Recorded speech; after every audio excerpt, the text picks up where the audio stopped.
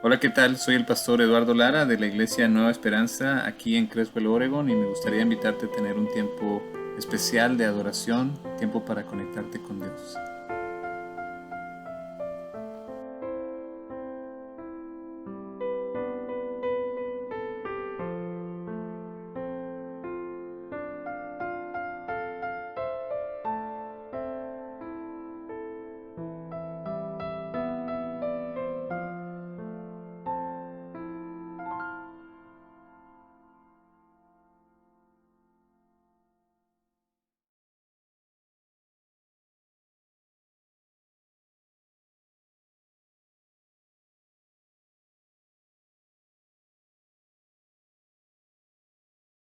Enseñanza saludable. ¿Usted ha escuchado esa palabra que dice sana doctrina? Sana doctrina viene en la Biblia, pero eso es lo que significa una enseñanza saludable, algo bueno para ti, para tu salud. Y seguimos aprendiendo de los inicios del cristianismo en el libro de los Hechos. Ya hemos recorrido un buen camino, ya hemos aprendido varias cosas que hacían los cristianos desde el principio. Y vemos que desde el principio Jesús encomienda a sus seguidores a ser testigos de Él en todos lados, pero hay algo que tenían que esperar primero, y que era eso, el Espíritu Santo. La misión de Jesús no se puede hacer sin el Espíritu Santo. Entonces ellos tuvieron que esperar a que el Espíritu Santo bajara, y bajó en la fiesta tradicional de Pentecostés que se hacía cada año por los judíos.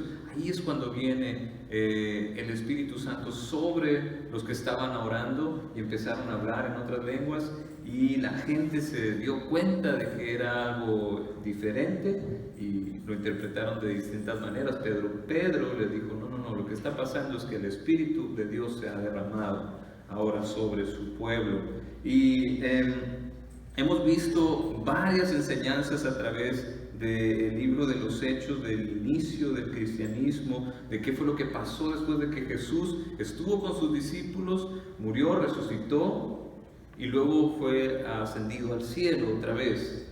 Y luego, ¿qué pasó, verdad? Y tenemos toda esta historia maravillosa de cómo la iglesia comenzó, y el evangelio nos llegó hasta nosotros, porque iba hasta lo último de la tierra. Y lo primero que vemos es, lo que veíamos es que ahora el actor principal es el Espíritu Santo, y ahora usa a los discípulos, que eran personas comunes y corrientes, ¿verdad? Y que el Señor los llamó y ellos dijeron que sí, y ahora eran usados con poder por el Espíritu Santo. Aunque ellos tenían fallas, aunque no eran perfectos, estaban siendo transformados por el poder de Dios. Y la enseñanza de estos que empezaron la iglesia, la enseñanza era centrada en Cristo, en el Evangelio. Él seguía siendo la fuente de poder, porque las cosas que hacían, las hacían en el nombre de Jesús. Y vemos cómo los seguidores de Jesús tenían valor, y cuando empezó la persecución por sus enseñanzas, ellos fueron amenazados, pero ¿qué fue lo que hicieron? Oraron para que Dios le diera valor, que aunque la gente no los quería dejar, ellos iban a poder ser testigos de Jesús, ejercitar su fe, y se animaban unos a otros en oración, no dejaban de ser testigos. Y vemos que a diferencia de otros evangelios falsos que hay, el evangelio de Cristo es la enseñanza saludable, es la sana doctrina. La sana doctrina es algo que te da salud, y hay otras enseñanzas que no son así. Y vemos cómo es tan sana esta doctrina, que ha permanecido hasta ahora y nos sigue dando vida. Pero lo que hemos aprendido del libro de Hechos, muchas veces la gente dice, ay, yo quiero que la iglesia sea como en esos tiempos, porque era hermosa, se compartían todos, venía gente al Señor, predicaban, y puede ser bonito, pero hay que tener cuidado con esta enseñanza moralista, ¿verdad? Deísta. Es que si tú te portas bien, te va a ir bien. Y lo más importante para Dios es que tú estés bien. Y eso no es lo que vemos en el libro de Hechos. Pregúntele a Pablo, terminando el primer viaje misionero, ¿qué fue lo que le pasó por predicar el Evangelio, por portarse bien, por obedecer a Dios? Lo apedrearon. Y muchos dicen que estaba muerto y Dios lo resucitó. Entonces hay que tener cuidado, porque nuestro Dios no es nuestro terapista. Porque si fuera nuestro terapista y yo no me siento bien, ¿qué hago cuando pasa eso? Pues busco otro terapista. Pero no es la enseñanza que vemos en Hechos. Y en Hechos tampoco vemos ni decimos, ay sí, qué bonito, Hechos era perfecto. Pero nadie dice, ay, yo quiero que me persigan como en Hechos. Yo quiero que alguien me quiera matar por hablar del Evangelio. Yo no escucho eso. Yo escucho las cosas bonitas, pero no podemos ver que el Evangelio no se trata de nosotros. Se trata de Jesús y de lo que Jesús hizo. Esa es la enseñanza saludable. La sana doctrina es que Jesús murió en la cruz por nosotros para darnos vida. Entonces tenemos que tener cuidado con otros evangelios, con falsos fundamentos, que por ejemplo anda uno ahí que dice, no, tú manda tu ofrenda, vas a ver cómo Dios te va a bendecir, cómo se te va a multiplicar. ¿Se trata de ti o se trata del reino de Dios? Hay que tener cuidado, porque lo que vemos en la Biblia es diferente. Y empezaron a haber enseñanzas de ese tipo, que eran diferentes al Evangelio y que venían de tradiciones. Después del primer viaje misionero de Pablo y Bernabé, algunos que habían llegado, voy a leer ahí en el capítulo 15, dice, algunos que habían llegado de Judea a Antioquía se pusieron a enseñar a los hermanos. Fíjense lo que enseñaban. Llegaron y empezaron a enseñar esto. A menos que ustedes se circunciden conforme a la tradición de Moisés, no pueden ser salvos.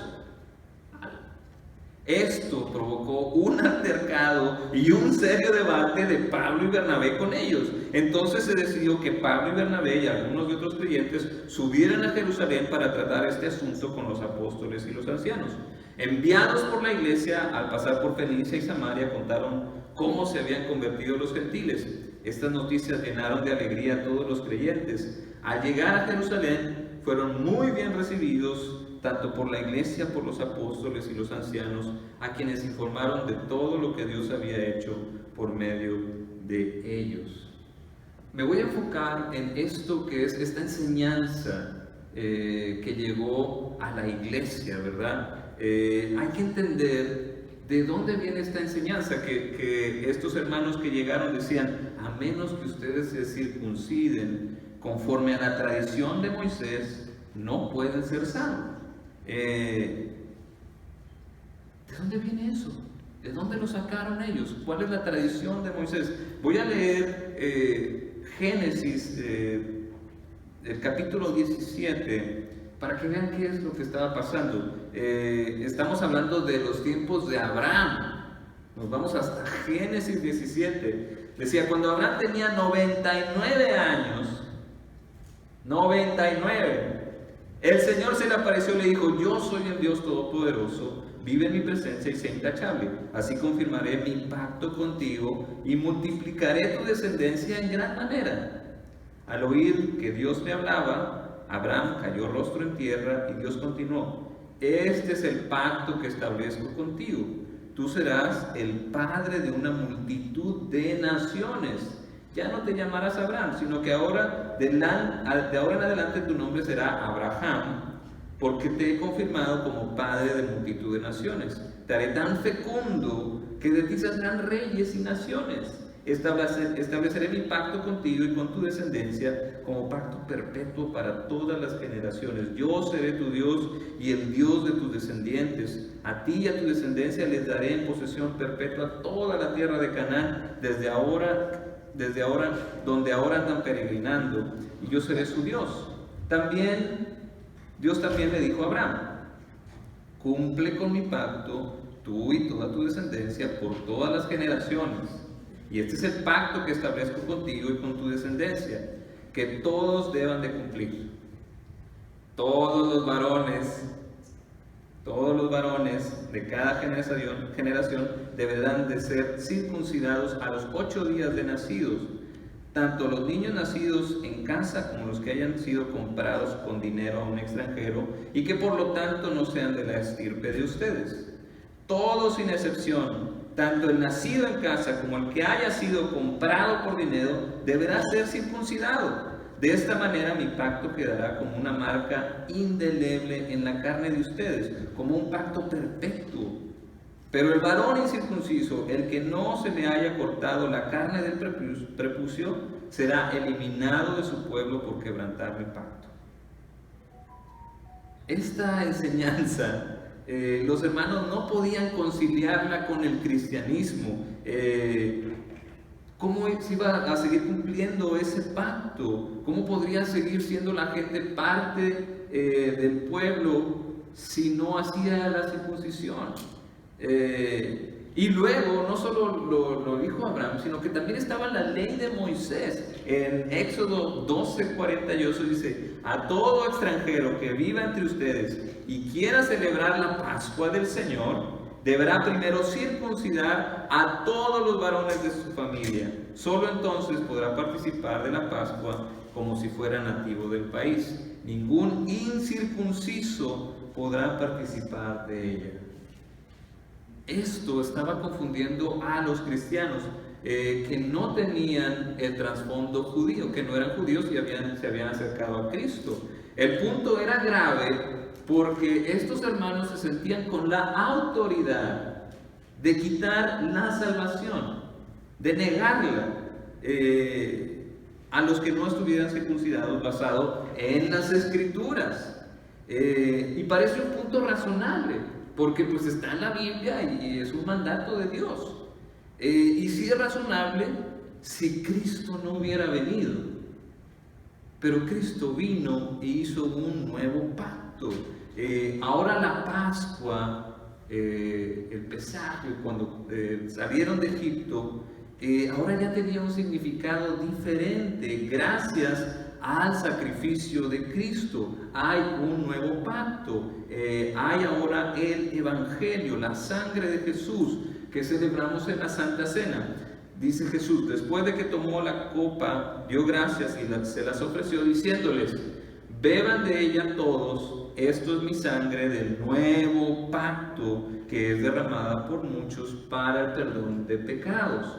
La muerte expiatoria de Jesús nos libera del pecado y entonces ahora estamos en un nuevo pacto. ¿Y cómo tenemos este nuevo pacto? Lo tenemos por medio de la fe. Todo aquel que crea en Jesús no se va a perder, sino que va a tener vida eterna. Dios no envió a su Hijo al mundo para condenar al mundo, sino para salvarlo por medio de Él. El que cree en Él no es condenado, pero el que no cree ya está condenado. El nuevo pacto deja obsoleto al pacto pasado. La salvación que negaban los hermanos que estaban a favor de la circuncisión y de regresar a la tradición de Moisés era grave, porque eso significaba que iban a ignorar el nuevo pacto, iban a ignorar lo que Cristo hizo.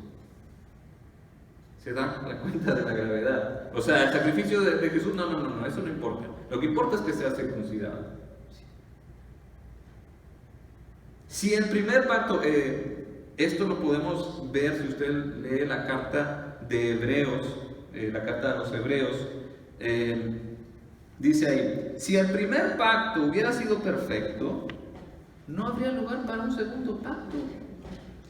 Y entonces, pero Dios, reprochándole sus defectos, dijo, y da este pacto que dio al profeta Jeremías: vienen días, dice el Señor, en que haré un nuevo pacto en la casa de Israel y con la casa de Judá. No será un pacto como el que hice con sus antepasados el día que los tomé de la mano y los saqué de Egipto, ya que ellos no permanecieron fieles a mi pacto y yo los abandoné, dice el Señor. Este es el pacto que después de aquel tiempo haré con la casa de Israel. Pondré mis leyes en su mente y en su corazón yo seré su Dios y ellos serán mi pueblo. Ya no tendrá nadie que enseñar a su prójimo, ni nadie dirá a su hermano, conoce al Señor, porque todos, desde el más pequeño hasta el más grande, me conocerán. Yo les perdonaré sus iniquidades y nunca más me acordaré de sus pecados.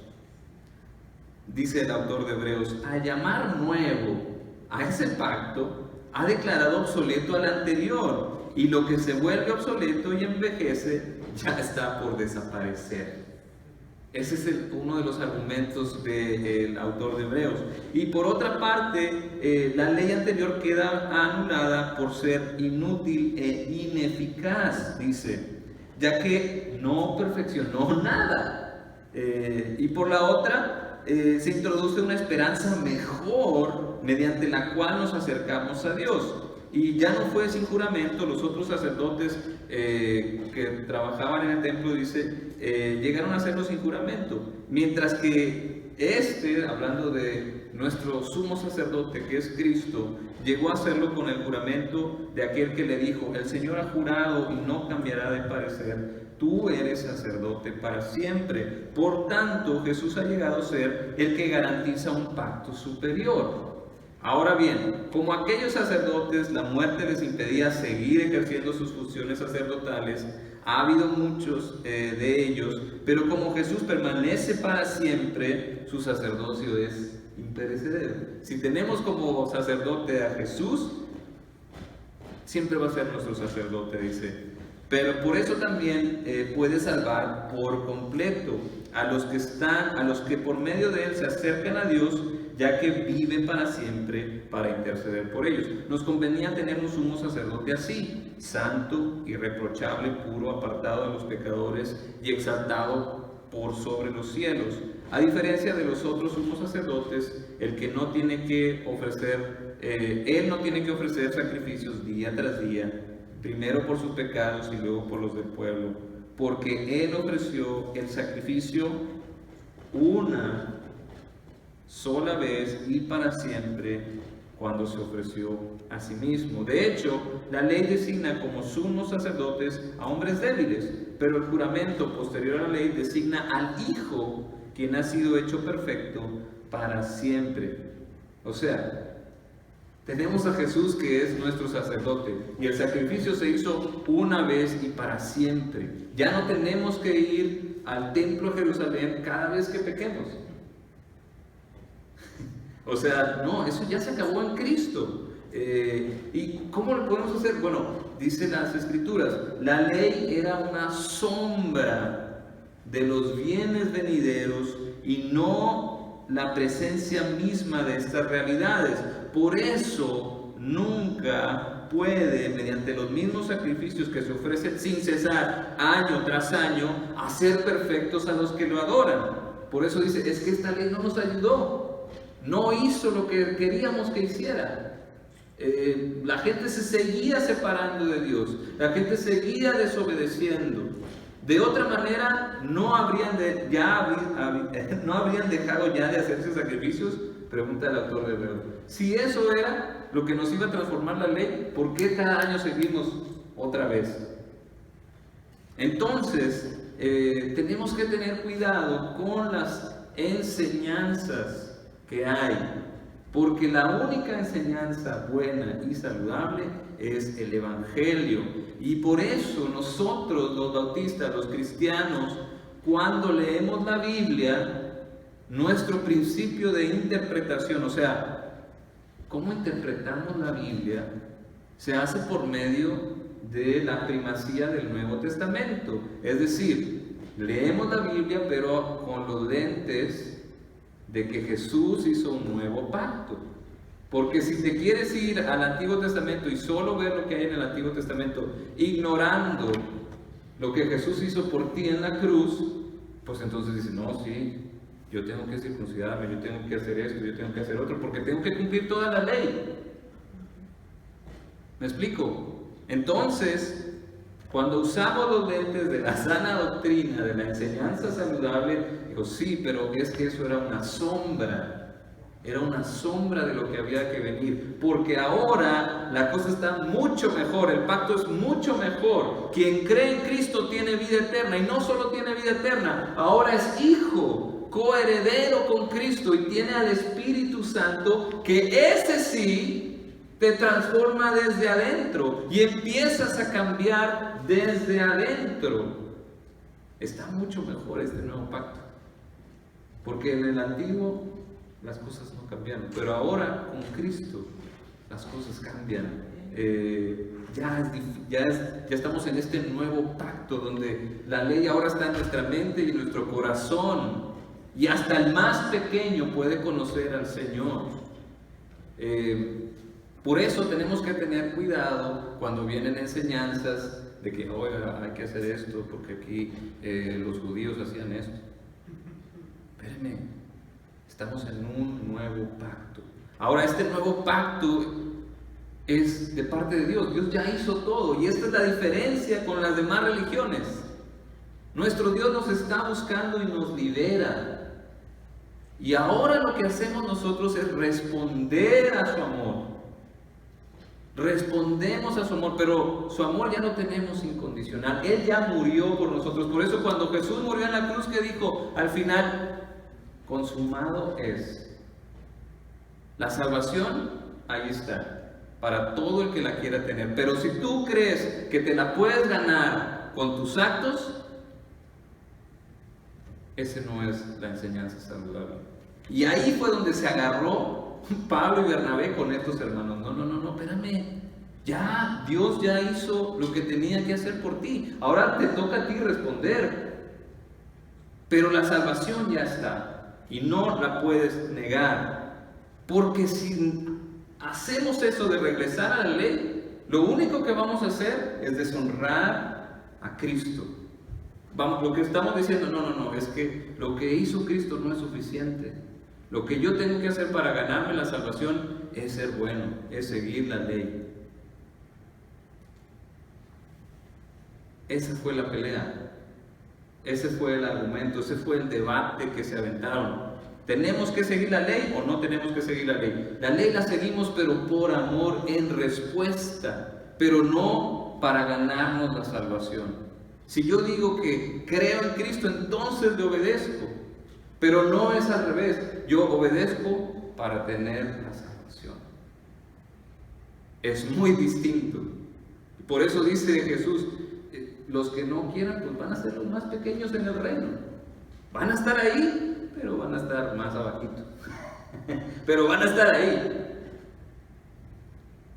Entonces, tenemos que tener cuidado con las enseñanzas falsas de un evangelio que no es sano. Que este evangelio o estos evangelios que hay, que nosotros somos el centro, que todo lo que yo quiera voy a tener, que no, el evangelio es el reino de Dios y trabajamos en respuesta al amor de Dios, trabajamos para el reino de Dios, no tenemos que ganarnos la salvación, Jesús se la ofrece a todo el mundo, a todo el que crea en Él. Ya no tiene que sufrir las consecuencias de la muerte, porque Jesús ya pagó por nosotros. La salvación no se pierde, porque el Salvador es eterno. Porque si tú crees de corazón y lo has invocado con tu nombre, que venga a tu corazón, Él está ahí para siempre. Él no se va a ir. Su Espíritu Santo viene sobre ti y ahí se va a quedar. Cuidado con enseñanzas diferentes a esta, porque estas enseñanzas no son saludables. La enseñanza saludable, la sana doctrina, es el evangelio de la gracia de Jesús. Que no solo es eso, sino que nos puede transformar desde adentro, porque ahora somos sus hijos y tenemos al Espíritu Santo. Amén. Amén. Quiero compartirles este canto para darle gloria a Dios.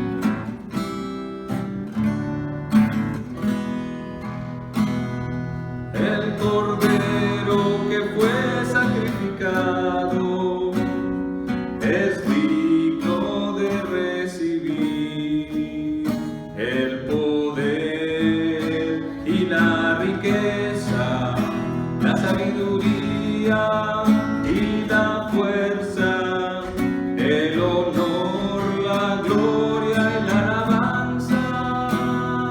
El Cordero que fue sacrificado es digno de recibir el poder y la riqueza, la sabiduría y la fuerza, el honor, la gloria y la alabanza.